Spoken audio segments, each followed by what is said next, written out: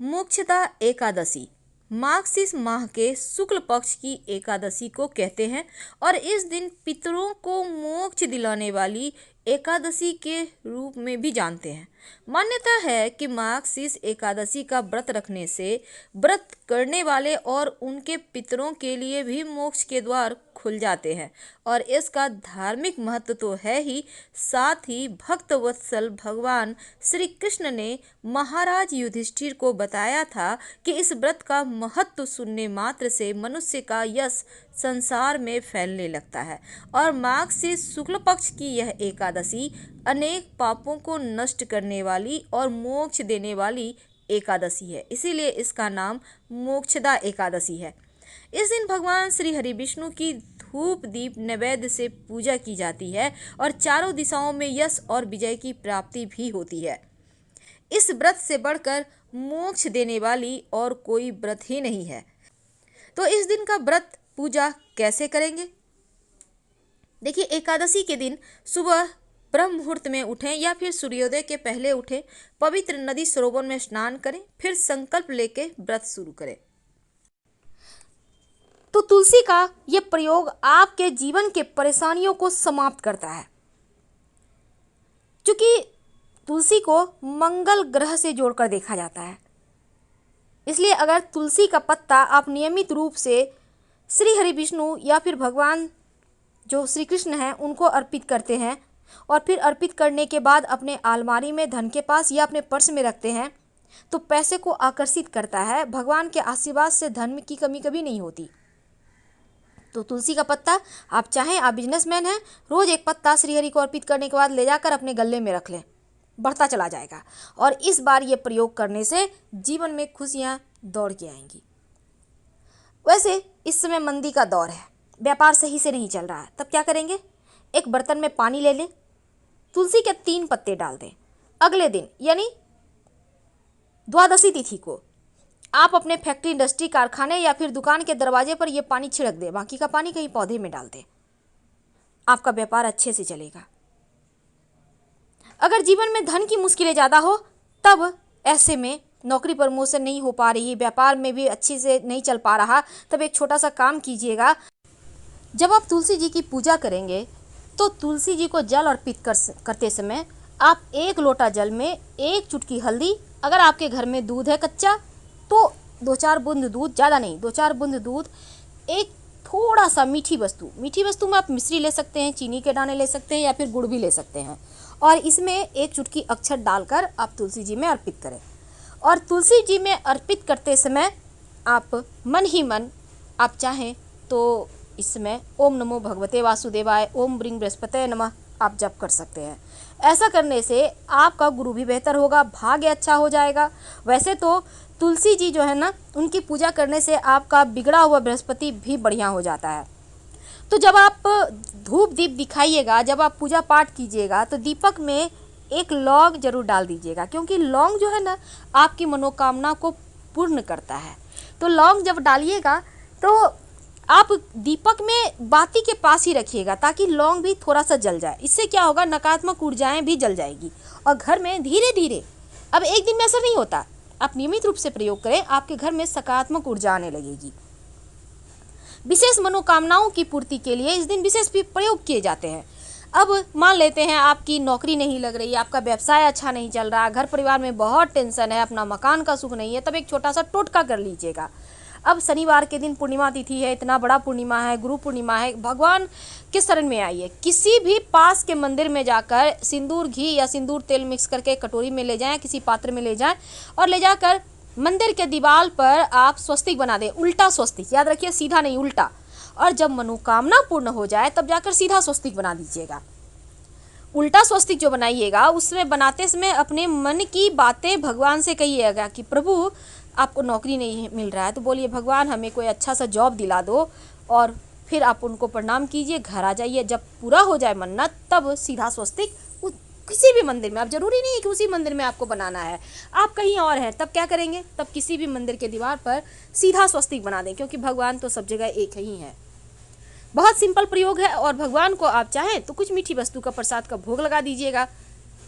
लेकिन एक बात याद रखिएगा, जब आप श्री हरि की पूजा करेंगे तो एक सिक्का उनको जरूर अर्पित कीजिएगा।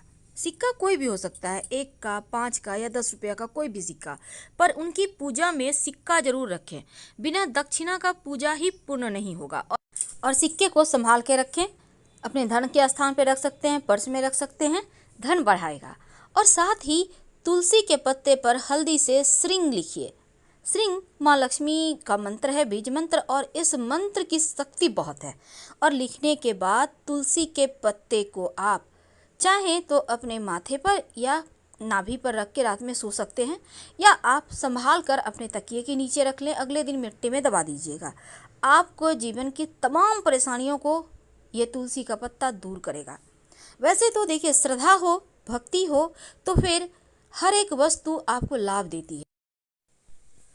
तुलसी जी के नीचे एक दिया शाम में जलाइएगा जरूर। लेकिन तुलसी जी में आज के दिन अगर एक कच्चा सूत यानी मौली धागा आप अपनी मनोकामना कहकर बांध देते हैं तो आपकी मनोकामना भी पूर्ण होती है, और ये कच्चा सूत आपकी रक्षा करता है चारों दिशाओं से।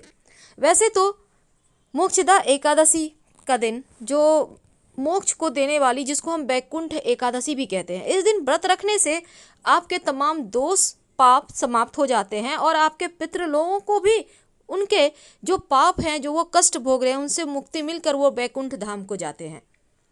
पीपल के नीचे तो दिया जलाना ही है, लेकिन क्या आपको पता है, बिल्वपत्र के पेड़ के नीचे अगर इस दिन एक मन्नत का दिया जला दें तो आपके सभी दोष भी समाप्त होते हैं, जीवन के कष्ट मिटते हैं। आप जलाएंगे, एक मिट्टी का दिया ले लें, 2 मुखा दिया यानी 2 बाती होगी, उसमें एक चावल का दाना रख दें और घी का दिया होगा, जाकर कहीं भी बेलपत्री के पेड़ के नीचे जला दीजिएगा।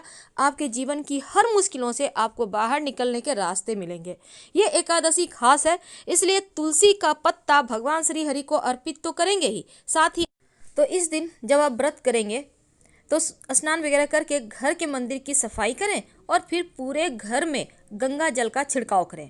अगर गंगा जल ना हो तो जल में 1 चुटकी हल्दी डालकर पूरे घर में छिड़काव करें, बाकी बचा पानी किसी पौधे में डाल दें।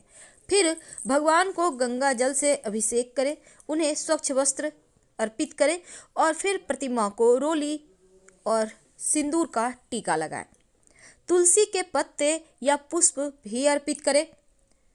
पूजन में भगवान श्री गणेश जी की पहले पूजा करें, फिर भगवान की करेंगे, और विधि विधान से पूजा करने के बाद एकादशी की व्रत की कथा पढ़ें या फिर सुने। एक घी का दिया जरूर जलाइएगा, ऐसा जलाएं कि कम से कम आधा घंटा जले। महालक्ष्मी और भगवान श्री हरि विष्णु दोनों की ही एक साथ पूजा कीजिएगा और फिर आरती कीजिएगा। प्रसाद में अगर फल या फिर आप सूखा मेवा रख पाएँ, बादाम, मूंगफली होता है ना, और मिश्री, तो बहुत अच्छा रहेगा। तो कथा इस व्रत में सुनने का विधान है, आइए 2 शब्दों में सुन लेते हैं। गोकुल नाम के नगर में बैखानस नामक राजा राज्य करता था। उनके राज्य में चारों वेदों के ज्ञाता ब्राह्मण रहते थे और वह राजा अपनी प्रजा का पुत्रवत पालन करता था। एक बार रात्रि में राजा ने एक स्वप्न देखा कि उसके पिता नरक में हैं और उसे बड़ा आश्चर्य हुआ। सुबह विद्वान ब्राह्मणों के पास राजा जाता है और स्वप्न सुनाता है। कहता है, अपने पिता को नरक में कष्ट उठाते देखा है और उन्होंने मुझसे कहा कि पुत्र, मैं नरक में पड़ा हूँ, यहाँ से तुम मुझे मुक्त कराओ। जब मैंने ये वचन सुने तब से मैं बहुत बेचैन हूँ, चित्त में शांति ही नहीं है। मुझे इस राज्य, धन, पुत्र, स्त्री, हाथी, घोड़े आदि कुछ भी सुख प्रतीत नहीं देते, ना होते हैं। क्या करूं? राजा ने कहा, हे ब्राह्मण देवताओं, इस दुख के कारण मेरा सारा शरीर जल रहा है। अब आप कृपा करके कोई तप, दान, व्रत हो तो बताएं, जिससे मेरे पिता को मुक्ति मिल जाए। उस पुत्र का जीवन व्यर्थ है जो अपने माता पिता का उद्धार न कर सके। एक उत्तम पुत्र जो अपने माता पिता और पूर्वजों का उद्धार करता है वह 1000 मूर्ख पुत्रों से अच्छा है। जैसे एक चंद्रमा सारे जगत में प्रकाश देता है लेकिन हजारों तारे नहीं कर सकते। ब्राह्मण ने कहा, राजन, यहाँ पास ही भूत, भविष्य, वर्तमान के ज्ञाता पर्वत ऋषि का आश्रम है, आपकी समस्या का हल वे जरूर करेंगे। अब यह सुनकर राजा मुनि के आश्रम पर गए और आश्रम में एक शांत चित्त योगी और मुनि तपस्या कर रहे थे। उसी जगह पर पर्वत मुनि बैठ गए। राजा ने मुनि को साष्टांग दंडवत प्रणाम किया तो मुनि ने राजा से कुशलता का समाचार लिया। राजा ने कहा, महाराज, आपकी कृपा से मेरे राज्य में सब कुशल है, लेकिन अकस्मात मेरे चित्त में अत्यंत अशांति होने लगी है। ऐसा सुनकर पर्वत मुनि ने आंखें बंद की और भूत विचारने लगे। फिर बोले, हे राजन, मैंने योग के बल से तुम्हारे पिता के कुकर्मों को जान लिया है। उन्होंने पूर्व जन्म में कामातुर होकर एक पत्नी को रति दी, किंतु सौत के कहने पर दूसरे पत्नी को ऋतुदान मांगने पर भी नहीं दिया। उसी पाप कर्म के कारण तुम्हारे पिता को नरक में जाना पड़ा। तब राजा ने कहा, इसका कोई उपाय बताइए। मुनि कहते हैं, राजन, आप माघ शीष एकादशी का उपवास करें और उस उपवास के पुण्य को अपने पिता को संकल्प करके दे दें। इसके प्रभाव से आपके पिता को अवश्य ही नरक से मुक्ति मिलेगी। मुनि के ये वचन सुनकर राजा महल में आया और मुनि के कहने पर अनुसार कुटुंब सहित मोक्षदा एकादशी का व्रत किया और उसके बाद इस उपवास का पुण्य अपने पिता को अर्पण कर दिया।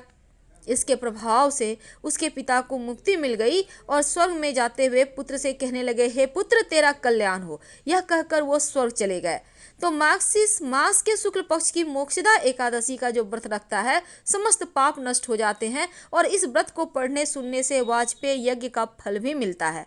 यह व्रत चिंतामणि के समान सब कामनाओं को पूर्ण करने वाला और मोक्ष देने वाला है। इस एकादशी के दिन जब आप तुलसी जी को सींचेंगे, उसमें जल देंगे, तब 1 लोटा जल में 2-4 बूंद दूध, 1 चुटकी अक्षत, थोड़ी सी मिश्री या गुड़ और थोड़े से पुष्प डालकर फिर आप तुलसी जी में जल अर्पित करें तो सबसे उत्तम होगा। क्योंकि ऐसे जल सींचने से एकादशी तिथि पर याद रखिए, आपको पेड़ नहीं छूना, आप मिट्टी में जल सींचेंगे, इस बात का ध्यान रखिए। और शाम में एक घी का दिया जरूर जलाइएगा, उस दीपक में एक लौंग डाल दीजिएगा। फिलहाल विदा लेंगे।